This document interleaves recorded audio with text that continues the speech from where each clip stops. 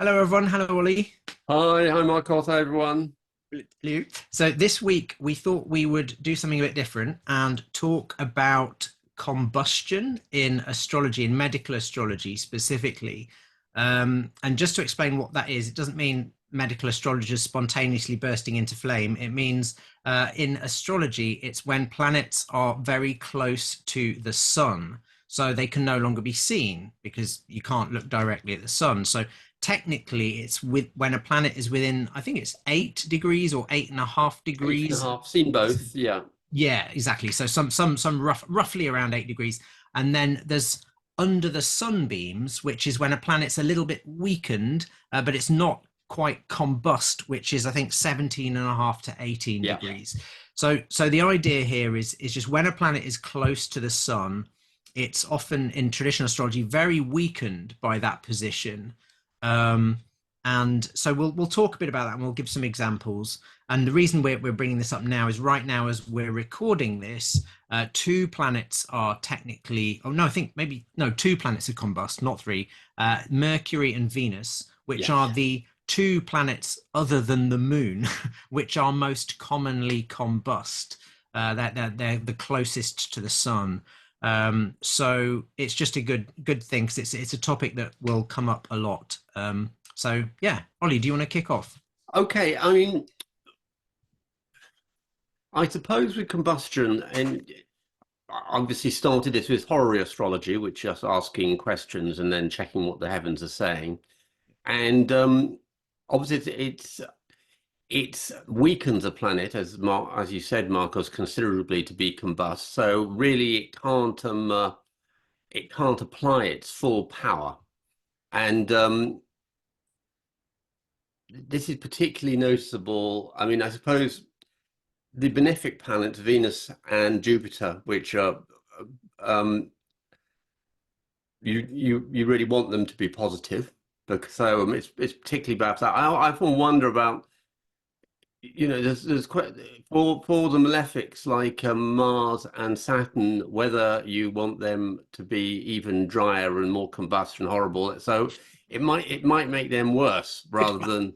Yes, I think this is an interesting one, Ollie, because this very much speaks to astrology as a context dependent art. This Yeah. all depends on context. So whether or not you quote unquote want a planet to be combust, which is, and we'll talk about some exceptions and wrinkles to this in a moment, because there are circumstances which mitigate or change that, I would argue.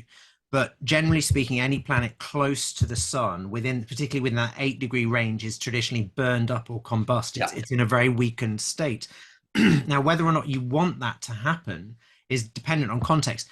If that planet it represents in a particular chart, and we'll look at some chart examples shortly. If that planet represents your patient, that's or a person who is sick, then if it is entering into combustion, if it is approaching the sun, that's generally not a good sign. It means that person is weak and getting weaker. On the other hand, if it's departing from combustion, that could be very positive.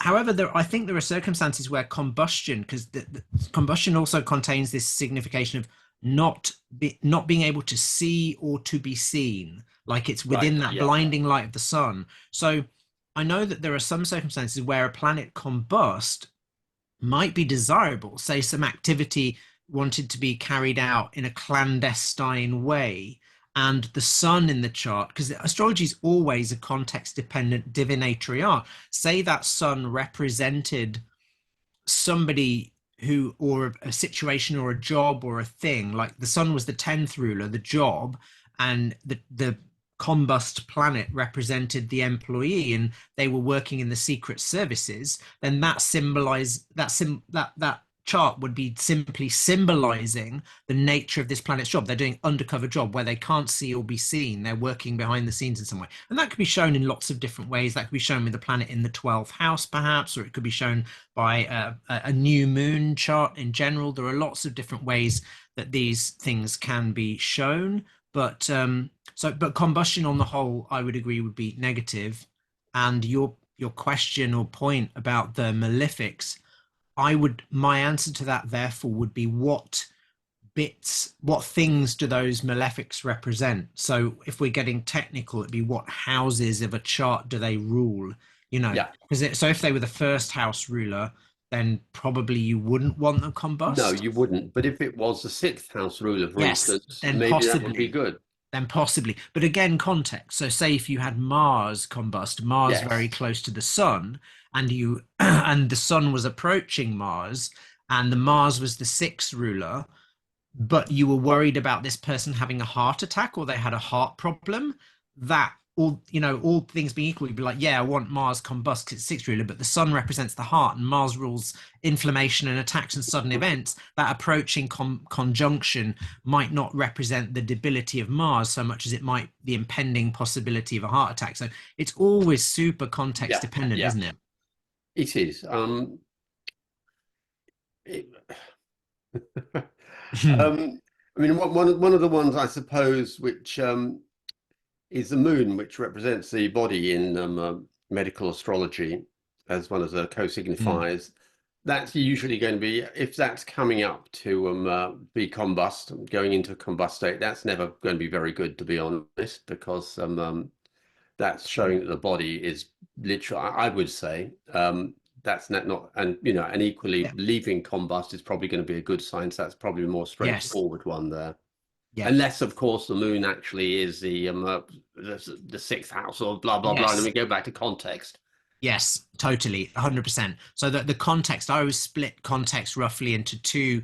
There's there's the bigger, more important context, which is real life context, without which astrology doesn't work, because you need the context to tell you what you're interpreting. And that then there's the internal context of the chart, which is what we were just talking about, like what house does a planet rule, meaning what part of a chart is a planet representing? Is it representing the patient, the illness, the medicine, the final outcome, the person's neighbors, their partner, the doctor? There's lots of, so it depends. If you doctors combust, if the seventh rule is combust, they can't see what they're doing properly. They may not be able to give an accurate diagnosis, because there's something Well, that they it's an can't interesting see. one. I had a chart recently, and it was a young person who came with rhinitis and asthma, Mm, and the Venus was, and the ascendant was Libra, and so they're represented by Venus, which was in the eighth house, but just and coming out of combustion, but quite close to the yeah. sun still. But interestingly, the sun obviously at the moment is peregrine, so it's quite ill-dignified. We're still in the eighth house, Yes. So and peregrine just means it has no power where it and the is, 10th basically. house was ruled by Leo. So, in a way, I wondered, is it actually the medicine she's taking at the moment, which she is taking various things, is that obscuring some of the stuff we should be looking at? Yeah, potentially. So the 10th house here is the medicine. If there's Leo on just to explain it for any Yeah, no, no, non-astrology absolutely. speaking listeners, yeah. So the 10th house is the medicine. Leo on the cusp of the 10th house, that's the sign on the 10th house cusp. Leo is ruled by the sun, so the sun represents the medicine. So you're saying that the Venus being combust by the medicine may indicate that the medicine may be harming the person at worst, or possibly that it may, as you say, be covering up some symptoms. That's certainly possible. Um, it really, again, it's hugely context dependent, isn't it? But I would look at the context of the whole chart. I mean, at the moment, recently, there's with because that situation is ongoing now. I know that for a lot of that Venus very close to the sun recently, the the sun has been and Venus have been in the terms of Venus, so Venus has a little bit of power. So even though she's Yes. Yeah, combust, no, she's not totally knackered. Venus has more dignity definitely than the sun at the moment. Yes, yes, yes. So this is one of the wrinkles we were talking about, where in some of the traditional books that I've read, they say, and this is specifically the Arabic astrologers seem to be big on this. They used to say that combustion is not harmful when the sun is very dignified. So, like, that's when the sun is really in Leo or Oh, Aries, right, okay. because they say in those signs the sun receives the planet. So, what that means is because the sun has a lot of power and authority in Leo or Aries, when any planet is with the sun, it's like the sun is hosting that planet. It's sort Right. of The like, king is laying out the red carpet yeah, for his exactly. It's guests. like the king is hosting these dignitaries or enemies or whoever they are. And so although the same issue thing of not being able to see or be seen is true, there isn't quite that weakening effect in when the sun is dignified. Some other astrologers, and this is where it gets more debatable, I think, but an interesting is they've also flipped it. So they say if the sun is being received by the planet that is being combust. So let's give an example of, say, Venus in Libra with the sun in Libra with Venus. Some astrologers assert that because Venus receives the sun's power is somewhat to harm her is somewhat neutralized. I'm not sure about that. I think there may be reception in traditional astrology. The rule with reception, which is simply put, a planet staying in a sign ruled by another planet or in which Yeah. another planet is strong. So that the planet has a sort of the relationship to the planet which is received into its sign, like the owner of a home receiving a guest or something. Yeah. So just extending that analogy, if you have the sun in Aries or Leo combusting a planet, it's like, as you say, the king is welcoming a Yeah. guest.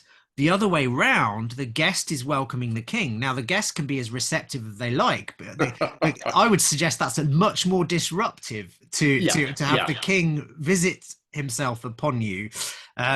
So but I do think probably reception has some mitigating power. Interesting. Um, so yeah, so that's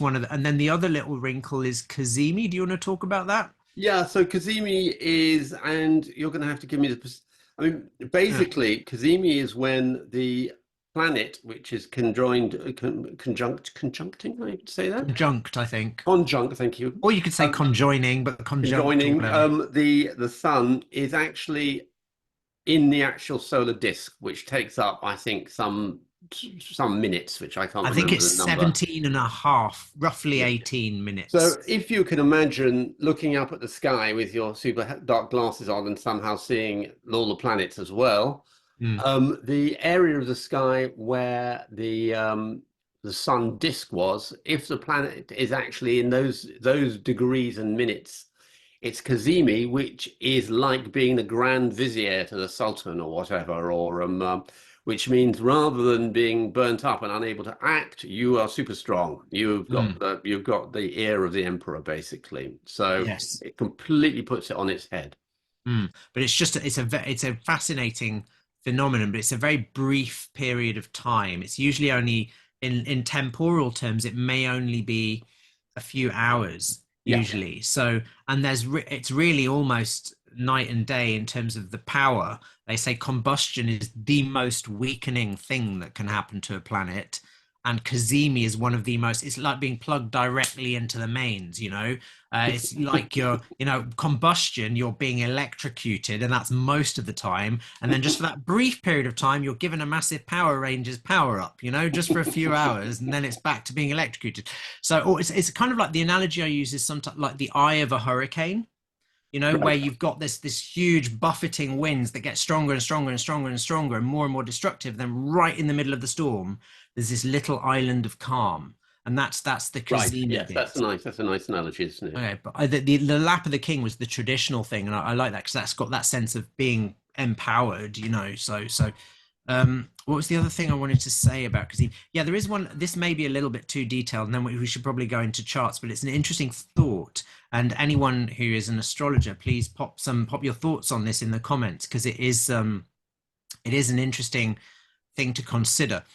The idea with Kazemi is that a planet has to be conjunct to the sun, and as you say, that the symbolism of it is that it's right on the solar disk. So, if you were to look up in the sky, then say Mercury would be traveling right in front of the sun. But what we're looking at when we read astrological charts is usually only celestial longitude. You know Yes, where I'm going with this, right? I So do. I do. yes. So that's literally just one dimension. So you're looking at the plane of the Earth's orbit around the sun. So you're only measuring that. So let's say the Sun and Mercury, Mercury's Cazimi at which it will be, I think, later this week as we're It will, filming yeah. it, around whatever degrees, 18 degrees or 19 degrees of Gemini or whatever it'll be, for a few hours. But actually, the latitude and declination, or particularly the latitude of Mercury, may be far different. It may be much further north from the ecliptic or south. So it may not actually be on the solar disk. Now, astrology is a symbolic system. So we're using the astronomical data as a jumping off point for creating a divinatory system, in my view. So I don't think that's necessarily fatal to the idea of Cazimi, but it does make me wonder if Cazimi, if we're going strictly by the definition of Cazimi, as the planet has to be literally in the heart of the sun, then it would make it a much rarer phenomenon than It we would. think, because we'd have to look at the latitude as well as the longitude of the planets. And it's only when it's what astronomers, or I think astrologers, call an occultation, as happens with an eclipse, when one celestial body lines up exactly with the other in terms of our view of it from the Earth. So they're literally right in front of each other in the sky. Only that, and that's a much rarer event than two planets being in the same celestial longitude. So Yes. that's a bit of a geeky aside, but also quite an interesting one, because it may mean that for the rest of the time, basically it's all combustion all the time, Yeah. but there's Yeah. only that what rare occasion when one of the courtiers gets picked from the maelstrom and elevated to this seat of power temporarily. So yeah. Anyway, do you want to start with a chart, Ollie, and just so we can Well, have a I little mean, I look at would carry the combustion? one I mentioned before, yeah, Yes, which was interesting. 28 Libra rising. Yes. Cool. Okay. And so, um, from my point of view, you can see that Venus and has just come out, just stopped being conjunct the Sun, but it's Right. So still let me very just much under sunbeams. circle that. So Venus is up here with the Sun. For anyone who doesn't speak astrology, is this little yellow circle here, and Venus is up here. Venus has the 18 degrees next to it, and the Sun has 17 degrees next to it. Venus has a little bit of dignity, and the Sun has a negative, very little, is Yes. deeply unhappy Yeah. in Gemini. Okay. The eighth house doesn't give either of them much power. Yeah. Um, and so, I mean, I took this as a good sign in a way. I mean, there's a number of slightly worrying developments in the chart that Yes. anyway, that I won't go into now, but as far Right. as Cazimi's concerned, Or combustion. Yes. combustion is concerned, Venus is coming out of combustion. I've checked, and Venus isn't going to go retrograde or Yeah, so anything. let me just I'll just pop this into an animated chart so you can see what we Oh, mean. good idea. So, Yes. so yeah, so the difficult I can see what you mean about the approaching difficulty, because Venus is between a rock and a hard place here in Yes. a way, because she's close to the sun, which is very weakening and burning her up. As we said, in a few degrees in Gemini, around where Venus is, she's in her terms traditionally, which means she has a bit of authority and power. So she has a bit of authority and power over that sun as well. But Venus is also approaching a square, what's known as a square of Saturn. She's 90 degrees away from Saturn, which is this little planet I'm just indicating here with my mouse. Hopefully you can see what I'm doing, at 19 degrees of Pisces in the fifth house. So Venus is actually moving away from the sun and about to square Saturn. And I know Yes. that there are some mitigations there, like Saturn in Pisces. Venus is very strong in Pisces, so Venus receives Saturn, and Saturn also has some dignity in Gemini, so Saturn partially receives Venus. So I prefer that square to Saturn to being combust. Yeah. So Yeah. yeah, I'm gathering that's where your brain went, right, Ollie? It's like, It okay, was. Yeah. so It's like yes, okay. Yeah. yeah. So she's still combust and it's crappy, but it's a bit. So if we move the days on, you can see that as time goes on, Venus gets further and further away from the sun. So slowly over time, she's leaving combustion. But the what was I going to say there? So was there anything else you wanted to add about this one, Ollie? No, just that it. it was mainly the bit I'd already said about. I was interested that that 10th house of medicine was Yes, the at the top here. and she's been given steroid inhalers for asthma, which I don't think is the problem, but they're covering up the symptoms, so they're not actually Mm, dealing with the root problem, that makes a which lot of sense. Yeah. which to me, but that I quite like that the combust, the glare of the sun of these asthma inhalers are covering up what actually the Yeah, problem is. and there is an interesting question about asthma inhalers. I mean, they certainly work symptomatically very effectively very Yes. often, but there is this idea with and I know this will be where your brain went as a herbalist as well. Their cortisone. It used to be thought that they didn't have any systemic effect, but it now appears that that's naive. You know, there's people talking about topical steroid withdrawal from just creams for eczema and stuff. So Yeah. they do have a bit of a systemic effect. And one of the ironies is that cortisol actually amplifies what used to be called Th2 immunity, which is that branch of the immune system which actually over time encourages type 4 type 1 hypersensitivity. Am I getting this right? Which is the IG? IG is type 1, isn't it? Type 1 Yes, hypersensitivity yes, reaction. yes, yes, yes. So the irony is cortisol, while it dampens down inflammatory reactions, which is what you want, obviously, uh, because it's a stress steroid, over time it actually shunts the immune system more towards that kind of type 1 histamine hypersensitivity, so Yes. that even though it's damping down the inflammation, it's increasing the underlying tendency to it, which would very much fit with that.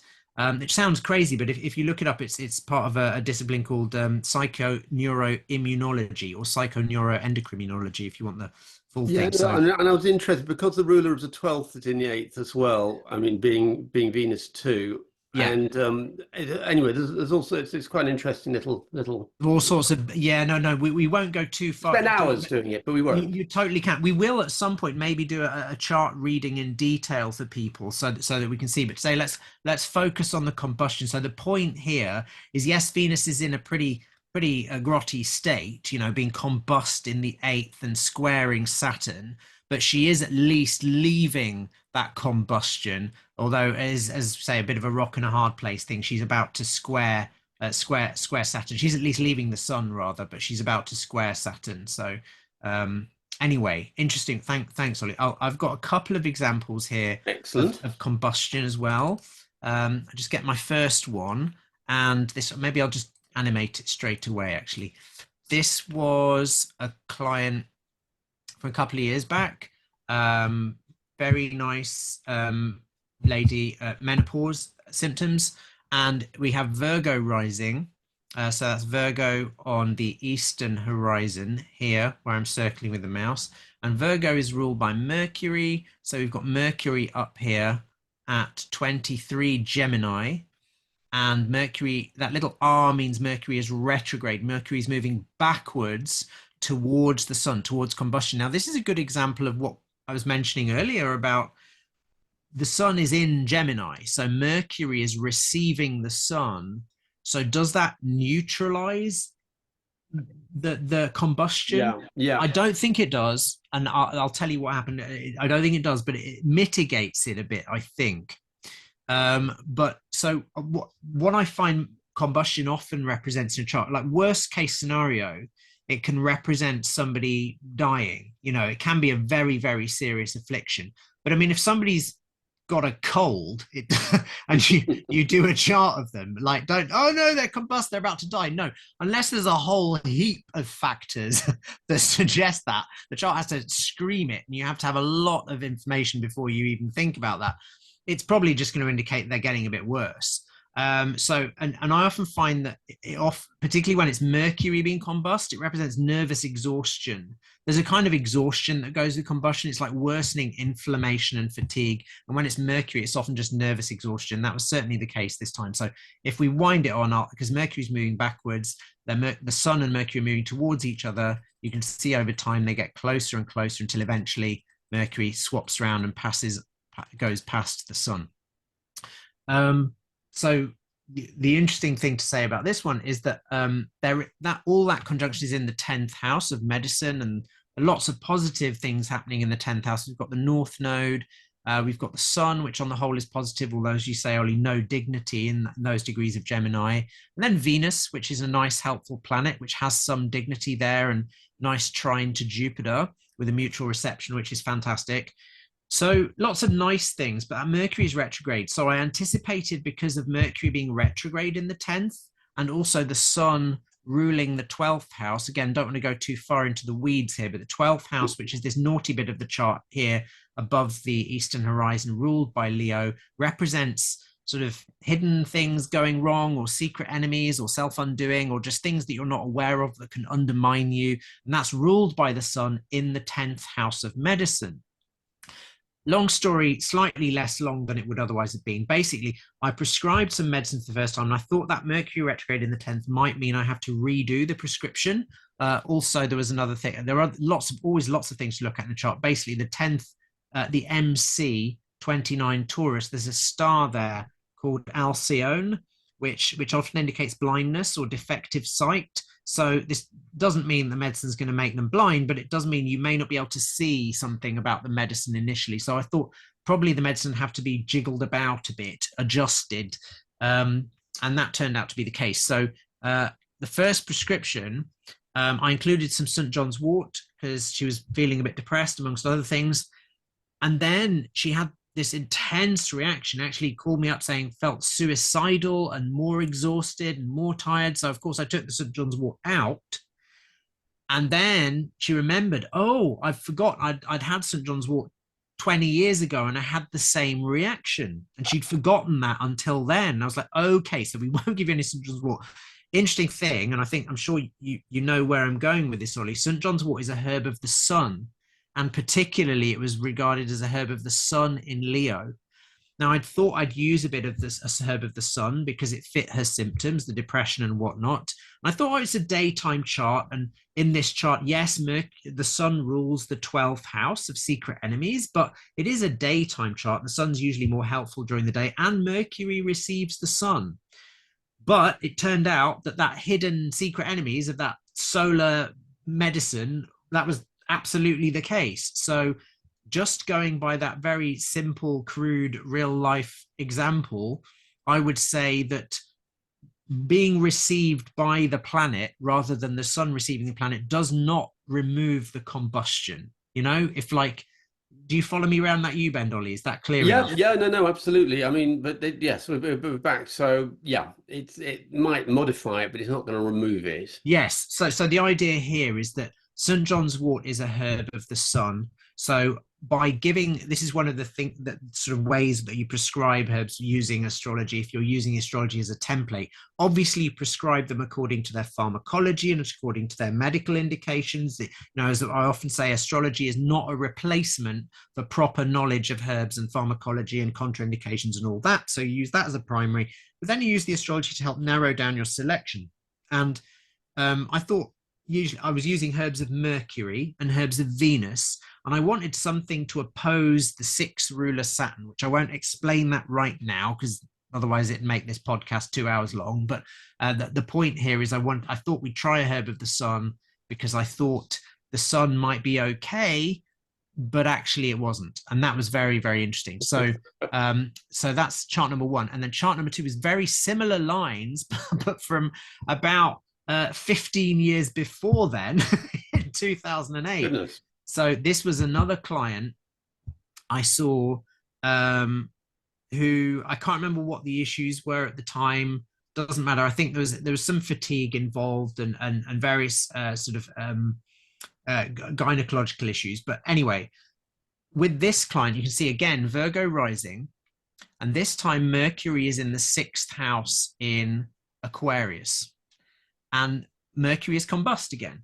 But this time, Mercury is retrograding, but Mercury is retrograding away from the Sun. So if I just animate this chart, I'll show you, because they're moving away from each other. So as time goes on, they separate until Mercury is no longer combust. Couple of minor issues. I mean, Mercury the ruling planet, Mercury, is a retrograde planet. There's not a terribly good sign because it usually means that the symptoms will revert or relapse, and that's particularly so in this case because we have the ruler of the 6th house of disease, Saturn, in the first house, also retrograde. So I won't. Oh, it's so tempting to want to go into full I know. explication of We the must be chart, but strong, Marcos. yes, oh, no, thank you, Ollie. Yes, let's just focus on the details of the case that are relevant here. So Mercury with the Sun again. This was somebody who was nervously exhausted. Now here, there's no major reception. Mercury does have some dignity in the sign it's in Aquarius, and it's in triplicity. So Mercury has a little bit of power over the Sun, but much less than it did in Gemini. And here, this is a nighttime chart because the Sun is below the horizon. So it's in the sixth house below the horizon. So it's actually nighttime, and the Sun again rules the 12th house of secret enemies. So this was much earlier in my practice, and particularly much earlier in my use of medical astrology. So I just thought, well, I'll try using a herb of the Sun. So I was using mostly herbs of Mercury and some other bits and bobs, but I thought I would put some rosemary in the prescription, which is a nice herb of the Sun. And this was very interesting, particularly with regard to the Sun ruling the 12th house of secret enemies and all of that. One of the meanings of the 12th house traditionally, by the way, was bad spirits. Now, whether or not you believe in spirits is a separate thing, but bad spirits is one of the meanings of the 12th. And gave them rosemary. And what they came back and said is that they'd been experiencing, ever since I put the rosemary in, sensations of heat in the head. Well, rosemary heats the head traditionally, so that's not a surprise. Little flashes of light in their eyes, and they'd had a really disturbing dream where they'd woken up and there was this sort of child in bed with them, poking them or something like that. And I was just like, oh, that's so bizarre. So I took the rosemary out, and all of those symptoms went away: the hot head, the flashes of light, and the weird, disturbing dreams. And I just thought, okay, so that was again, just I was invoking that Sun as ruler of the 12th, sort of slightly harming the ascendant ruler. Intending, of course, to strengthen the Sun as the heart and whatnot. But so in some charts, the astrological context actually suggests don't use the Sun. So yeah. Anyway, those are my little examples. Shall I stop sharing? Brilliant. Okay. Well, I hope that has. I mean, I think, as you will probably see, the problem with trying to pin down one aspect of the astrology of any astrology, particularly medical astrology, is it draws in so many other things. So it's very difficult to talk about it in isolation without then talking about rulers and houses and blah, blah, blah, blah, blah, blah, blah. Yeah, because everything modifies everything else. And the biggest modifier of all is the context. Absolutely, yes. Yeah, which is why I always keep arguing astrology keeps failing these statistical tests, because it's not freaking statistical, it's divination. It's like it only comes alive when you have the context of the situation and the context of having a mandate from the person to do that work. Yes. And then you've got all this external context, and then we've got what we were looking at today, the internal modifying context of the chart, where what different planets represent, how they're moving, what they're aspecting, what conversations they're having in the chart can actually change the suggestion of how things will unfold. So definitely. Yeah. And what leverage you have, which is really, as medical astrologers, what we're looking for all the time. Like, what can we leverage in this chart to kind of get into it? But anyway, all right. I think have we rambled ourselves to a I think we have, definitely. Brilliant. Well, guys, I hope you've enjoyed this. If you have, please leave us a like. It helps the old algorithm and whatnot. Please do share it, and please leave us some comments, particularly any astrologers out there or anyone who uses medical astrology. Please do engage. Again, it helps the robots and helps us grow our little channel. So I hope you enjoyed it, and hopefully we all see you next time. See you next time. Bye then. Excellent.